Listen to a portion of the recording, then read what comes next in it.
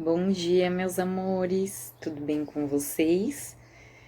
Nós estamos aqui reunidos em mais uma escola bíblica virtual, né? Semana passada foi a Teacher Brunita e hoje a Babi tá aqui para conversar um pouquinho com vocês e nós refletirmos um pouquinho sobre a história de Isabel e Zacarias, abençoados por Deus, né? O texto ele se encontra lá em Lucas 1, de 8 a 25, e depois também 57 a 80.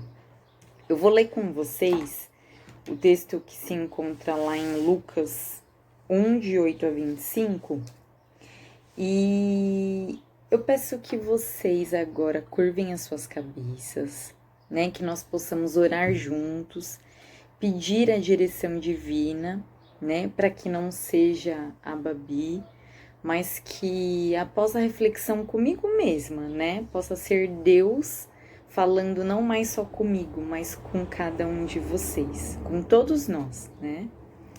Senhor nosso Deus, nosso querido Pai, te agradecemos, Deus, porque nós estamos respirando, nós temos o fôlego da vida, nós temos sentido do teu cuidado, Pai. O Senhor tem nos abençoado, nos protegido, e nós cremos somente em Ti, Deus.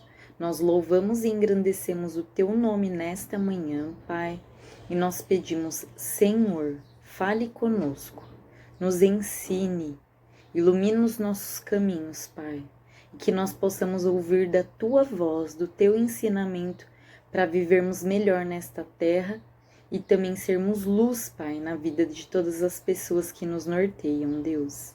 Fica conosco, Santo Espírito. É o que nós pedimos no nome de Jesus. Amém. Vamos lá, meus amores. Minha Bíblia é a linguagem de hoje, mas não tem problema, vocês acompanhem comigo. Certo dia, no Templo de Jerusalém, Zacarias estava fazendo o seu trabalho de sacerdote, pois era a sua vez de fazer aquele trabalho diário. Conforme o costume dos sacerdotes, ele havia sido escolhido por sorteio para queimar o incenso no altar e por isso entrou no templo do Senhor. Durante o tempo em que o incenso queimava, o povo lá fora fazia orações. Então, o anjo do Senhor apareceu em frente de Zacarias, de pé, do lado direito do altar. Quando Zacarias o viu, ficou com medo e não sabia o que fazer. Mas o anjo lhe disse: Não tenha medo, Zacarias, pois Deus ouviu a sua oração. A sua esposa vai ter um filho e você porá nele o nome de João.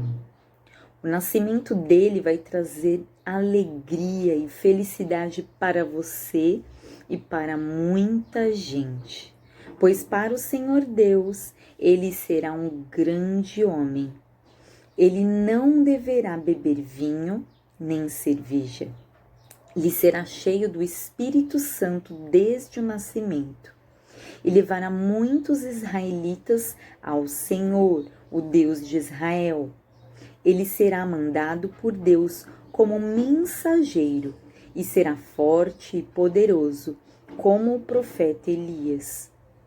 Ele fará com que pais e filhos façam as pazes e que os desobedientes voltem a andar no caminho direito e conseguirá preparar o povo de Israel para a vinda do Senhor. Então, Zacarias perguntou ao anjo: Como é que eu vou saber que isso é verdade? Estou muito velho e minha mulher também.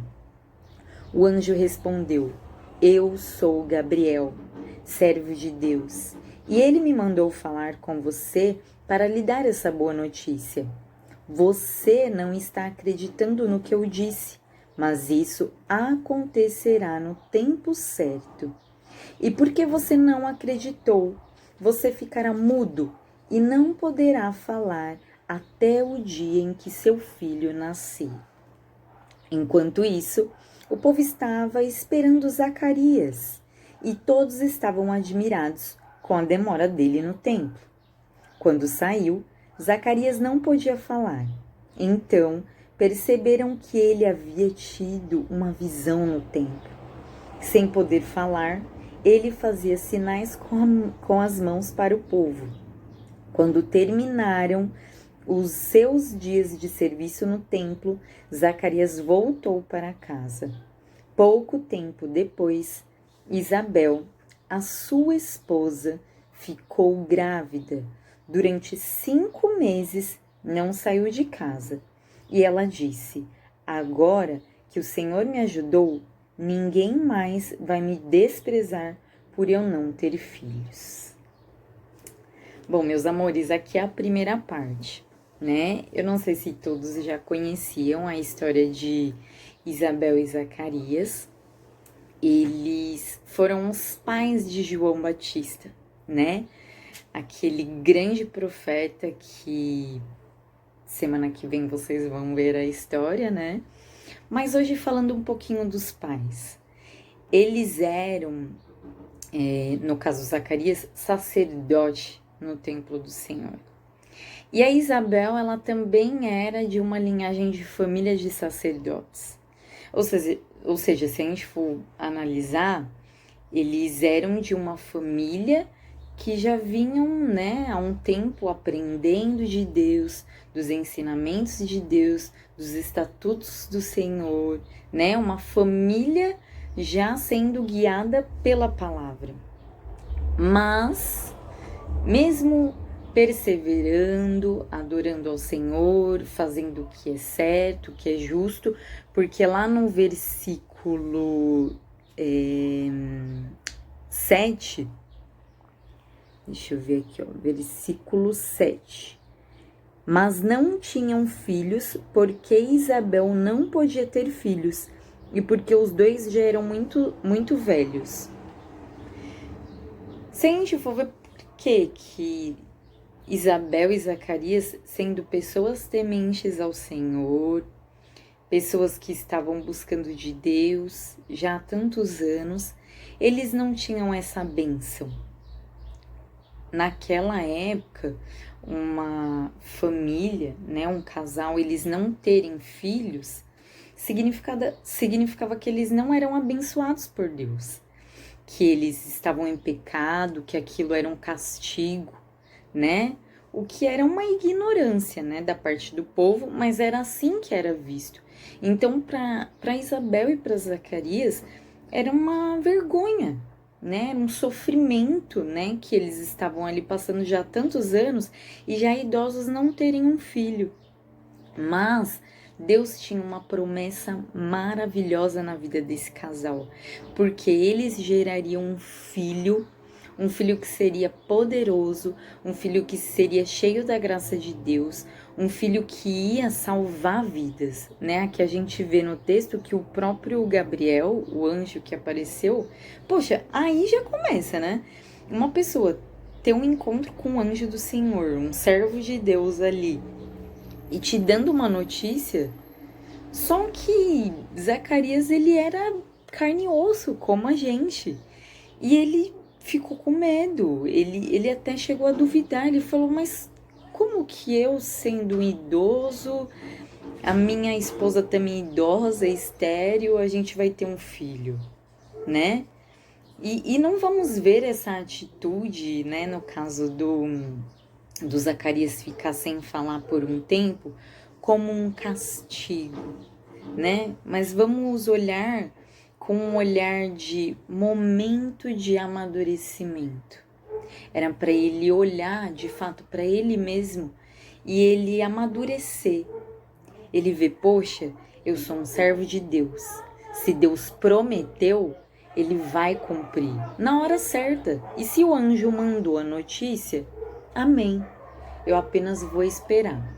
Né? Então não vamos olhar com um olhar assim de castigo, mas eu creio que Deus tinha um plano maravilhoso ali, né, diretamente com Zacarias, para amadurecimento, né, de experiência. São através das experiências, das dificuldades que a gente cresce, que a gente amadurece, que a gente evolui. E esse casal, né, um casal de Deus, um casal, né, desde o início ali perseverando na palavra, eles passaram também por problemas, né? Na nossa revista a gente vê lá na Bíblia, Zacarias só conseguiu sinalizar sua dúvida. Depois de um tempo calado, percebendo que o milagre se fazia aos poucos, e quando ele pôde falar, ele só teve uma mensagem: celebrar a Deus com um cântico. Que, né, posteriormente, ali nos seguintes versículos 57 a 80, a gente vai ver que quando ele teve de volta a oportunidade de falar, que foi quando já teve o nascimento de João, ele de fato só conseguiu louvar a Deus, né, glorificar a Deus. E eu queria de verdade, amores, que a gente pudesse juntos nos inspirar na vida de Zacarias e Isabel, né? Porque assim, todo mundo tem problemas. Todos nós estamos suscetíveis a passar por dificuldades, por aflições, né? Na verdade, se a gente for ver lá no texto de João 16:33, fala assim: eu disse essas coisas para que em mim vocês tenham paz. Neste mundo vocês terão aflições. Contudo, tenham ânimo, eu venci o mundo. Então, assim, nós já fomos avisados por Jesus, né? Que mesmo a gente confiando em Deus, a gente acreditando na palavra, a gente mantendo a nossa fé, não significa que neste mundo a gente não vai passar por aflições. Zacarias e Isabel eram pessoas como nós, e eles também passaram por sofrimento, né? Eles também tiveram problemas, eles também passaram por dificuldades, e a Isabel, ela se sentia assim envergonhada, né? Porque na época isso era como se fosse um castigo, fruto de desobediência, né? E de pecado. E se hoje, no caso a esterilidade, ela é sim um problema e ela pode sim ter solução, ainda tem gente que acredita que quando algo ruim acontece, ou se a mulher não engravida, é sim desenvolvido por conta de pecado, por conta de desobediência. Nós podemos sim colher muitas coisas que nós, cada um de nós, temos sim nossa parcela de culpa, né? O que a gente planta, a gente colhe. Só que, infelizmente, muitas coisas nós estamos sujeitos a passar neste mundo. Nós vivemos neste mundo. Não somos deste mundo, mas nós vivemos nele. Mas Deus prometeu que estaria conosco, né? Lá em Mateus 28:20 falou que eu estarei sempre com vocês até o fim dos tempos. E nós temos que crer nisso, né? Crer que o Senhor, ele não nos abandona. Ele é um Deus conosco, Emanuel, é um Deus que prometeu e ele não é homem, ele cumpre, né? Há maneiras e maneiras de esperar as bênçãos de Deus. Tem horas que é melhor lidar com os problemas seguindo em frente e não paralisando. Muitas vezes nós vamos enfrentar dificuldades.